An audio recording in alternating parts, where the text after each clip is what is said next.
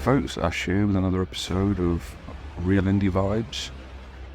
In this episode I'm going to do a commentary for the second project I did, which was called Warning. This project came about shortly after my first ever film, which was a documentary about a Leicester band called Are We There Yet? Shortly after we did that film, the lead singer, Nick, had put me in contact with a friend of his, Wooly, who is better known as Colosloth, like an industrial artist. And he wanted to do a short film for his upcoming album, The White Raven Mask. So I had a meeting with Wooly down the pub, as we do all our meetings at Hey Ondo Productions, and we discussed what the possibilities of what we could do with a small budget. And I think at the time I was willing to probably go £300 invested into it, because I didn't know what we were going to do. It was very, very limited. So I've seen some footage of Colosloth play, and Colosloth's not a visual act, it's a guy on stage making this very industrial, aggressive noise. And I thought, well, okay, the original idea was to do some kind of low budget horror flick. Then I thought, well, the more you write, the more money you need. And I just thought, this isn't going to work. I just thought, I want to do something different. I want to be cool to do something that we could put up on the screen, behind Woody when he plays live, behind Colosloth when they perform, as a visual element against the music. So I was thinking about things like, I can remember going back when I used to go and see musicals, you would see the band play beneath the stage. And I thought, well, okay, well, let's have something a little bit similar to that. We have this guy on stage performing the music, and then we can have a big screen behind and play the film. So it couldn't have any dialogue. So, and I wanted to keep it as minimal as possible, so I just didn't want a big cast or multiple locations or anything like that. I wanted it to be very straightforward. So I thought, okay, one location, one person. And I thought, well, what can we do? And the idea of, you know, a dancer, an interpretive dance, and do something very avant-garde, dark, gothic. The idea came pretty quick, and I remember running it by Wooly, and he kind of digged that idea as well. And I went on the quest to find a dancer that could really get the idea, you know, understand the idea. I didn't want it to be poppy. I didn't want it to be beautiful. I wanted it to be painful. I wanted it to be distressing. You know, it's got to complement the music. So we found Lucy, who was just extraordinary from the off. I remember we had a brief conversation via WhatsApp. She would send me some audio files telling her ideas, and I would do the same, and then she would send snippets of herself just doing some improv, I think in the hallway of her house. And I just thought, this is perfect. She gets it, she understands. Next was just to go and find a single location, and a very good friend of mine, John, had this, you know, dank, dirty, dark basement. This huge basement, which is a horror set in itself. And I remember him showing it me once. I think they'd shortly just moved into this house, and we went into the basement, and I was just like, this is incredible. And I asked him, saying, look, I want to do this, shoot this film in your basement. And he was more than happy to allow me the time to do it. We shot it all in one day. And we used, you know, I brought my my lights and everything with me, but I wanted to keep it really dark. I mean, you'll see it's not well lit. I bleached a lot of the colouring out of it because a lot of people that have seen it said, oh, it's black and white. I'm like, no, it's not black and white. I just really took away a lot of the colour. Like, I really liked the look of the film The Crow back in 1994, I believe it was, Brandon Lee. They removed a lot of the colours from that film, making it very bleak. And I wanted that type of feel to this flick. Jesus. We used a Samsung S9 with what was the brand? I want to say it was an Ulanzi anamorphic lens, but it might not have been. I can't remember. There was an 133 anamorphic. We had a Xeon Smooth 4 gimbal. There were some parts which were handheld. There were some parts which were stationary on the tripod.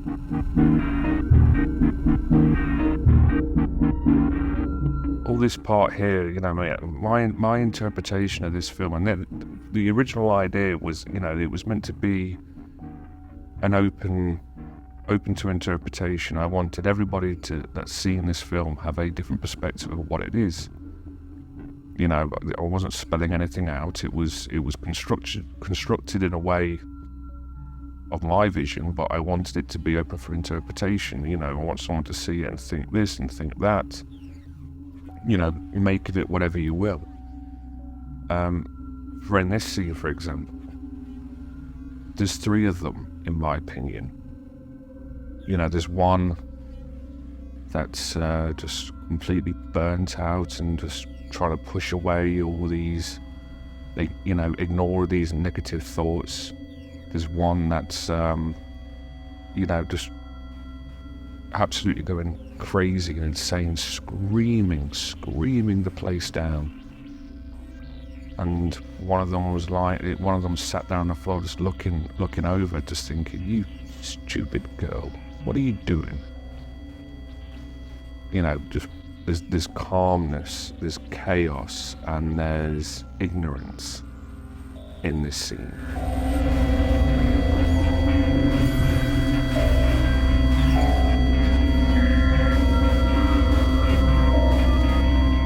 It's almost childlike, wanting attention, wanting mummy and daddy, wanting some attention and breaking down and having a tantrum.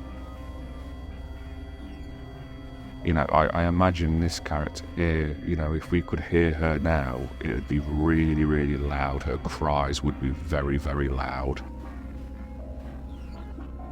And the other one, who is just sat over the other side, is just looking at her as to say, you're pathetic, just grow up, stop being silly, grow up. And then here it's just, ignorant to the whole thing, just not taking into account your emotions or feelings. So this environment is just full of the same character. To me, the camera is the character as well, looking at herself. It's all just if you want to get cliche about it, it's just a room of mirrors, all showing a different side of the personality. And what's going on internally, what's going on in the mind. This is all the mind, but it's all the same character, it's all the same person, but there's multiple versions. And I remember after I did the first cut of this film, I remember showing it to Lucy and Koloslov. Lucy had some questions regarding the cut, saying, I'm sure we shot more than this. Couldn't we include other, this scene was better, this scene, or we didn't include, when we did this. And I tried to explain my reasoning for the way it was cut. I don't know if she was fully happy with the outcome, but I was It could not have worked with anybody else but Lucy. I think we were incredibly lucky to have her for this. I mean, bless her. I mean, it was freezing down there. It was so cold. It was so dirty. I remember at one point we were having a short break and we turned the lights on, and she was essentially, her arms and legs were just black from the dirt. And me and John had gone down there early in the morning and cleaned it to the best we could, but she was just covered in dirt, bless her. It was horrible. It was freezing cold down there. And I think there was a cut just before where, we had her legs wrapped up for some of the final scenes where she's just sat down in a corner, and we just wrapped up her legs because she was cold. It was not pleasant. I didn't want to keep her there for long because it was so horrible. But she was fully prepared. She knew exactly what she was doing. We did a couple of takes on, the acts, because to me there is 3 parts to this story. There's 3 parts to the music. But she knew exactly what she was doing, and I was just following with whatever camera moves I thought was best, whether it was a gimbal, whether it was a stationary shot, whether it was handheld. It was just brilliant. When we, after the film was done, we took this to a Colourslot show in Leicester. I'm trying to think of the name of the venue. It is on my YouTube channel. It may be the 5, I'm not sure. What was great about that night is that there was a lot of acts on before Colourslot. I think Colourslot was one of the main acts. I think it may have even been the headliner. So there was 4 or 5 acts before him. And it was packed. There was a lot of people there. I'd say, the capacity of where we were was probably 80 to 100 people. And there was it was very much a bar atmosphere, pub atmosphere, where people were just chatting and talking throughout the acts. And when it came to Colourslot, and we premiered Warning, we put a load of seats out for everybody, and we turned all the house lights off, and bums were on seats very quickly, and it went very quiet very quickly. People were engrossed in what was going on, which was amazing. I remember I was sat at the back of the room observing, and I was walking around slowly around the sides, just trying to get a glimpse at people's faces to see if they were, what they, were they engrossed, and they were. It was spectacular.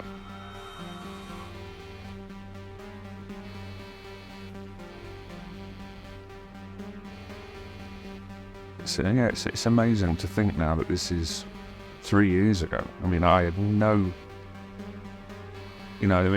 coming off Are We There Yet, where I had no idea what I was doing. I didn't even realise that you could even shoot on a phone for a film.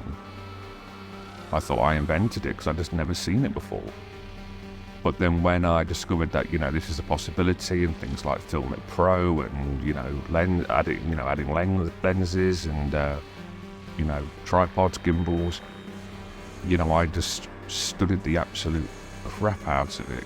Thank you, Simon Horrocks. He's been my mentor throughout this whole process, so I just studied like any spare moment. If I remember, I was redecorating our house at the time, so if I was painting or whatever the case, it was always on in the background, Simon's videos. So I felt as though when I was going into this, I was a hell of a lot more prepared. I mean, things went wrong, as Simon said in his videos, you do lose, you have corrupted files and you lose files, and it was devastating. I remember getting back, trying to upload everything to my iPad, and, this file's dead, this file's dead. I was like, oh my God, like, I can't redo this again. We're not going to be able to reenact what we just did. It's impossible. It's not going to happen. You could you can clearly tell in Lucy's performance, she gave it every single ounce of her strength. And as far as I'm aware, she was retired from dancing, and she was only teaching dance. So it was amazing that we got the right person for it, and was also willing to come out of retirement and do it for us. But it was, I remember filming this, just going, wow. And I remember John was also in the background. John was at the back, sort of watching every now and then, and he was just like, wow, she's really good, isn't she? I'm like, yeah. I was like, I can't imagine anybody else doing it. So extremely, extremely grateful. Extremely grateful. So now we're coming up to the climax of the film. And this is the one thing that a lot of people said when we did the premiere of this in Leicester. I remember going outside for a cigarette. At the time I smoked. And a lot of people were coming up asking questions. And one question they all had was, did she kill herself at the end? And I said, what? And at the end, did she kill herself? And we don't show anything. We don't show anything about implying her killing herself. I mean, you could say that, the fact that her feet are dangling above the floor a little bit, which, it's there deliberately and everything, but it was just curious to see that, it was, there is a story there.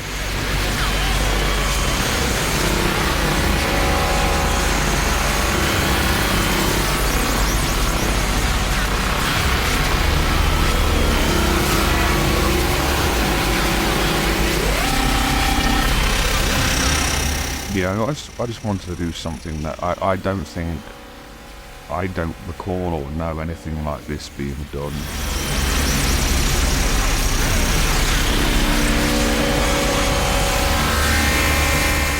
People say, there needs to be a contrast. This is like, this ain't yin and yang, this is ugly and uglier. This is just, it's evil, it's nasty. It's horror, but without being graphic or gory.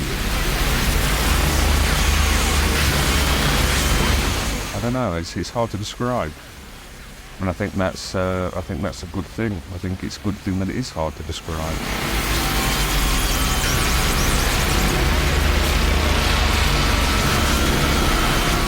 You can tell here she's just exhausted. I mean, I think we were there in total of about, I reckon, maybe 4 to 5 hours.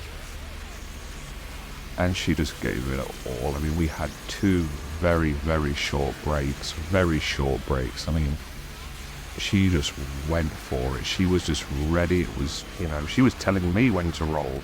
She was getting herself all psyched up, and then, okay, go. And then she would just go off, just... It was mesmerising. The next day I was aching, having to follow her around, chasing her around with the camera. It was, my legs were shot the next day. This moment here, now looking back on it, I think she's fantasising about the idea of, taking her own life. It's, she's visualizing that what it could look like.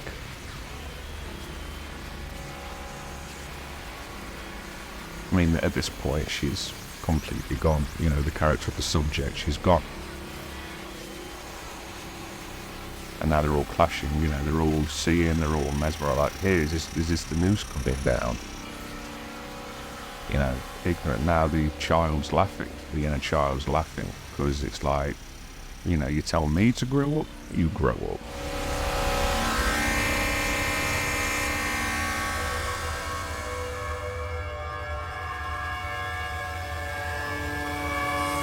And it changes every time I see it, to be fair. Every time I watch it, I see something different. I notice something different, and it paints a different picture.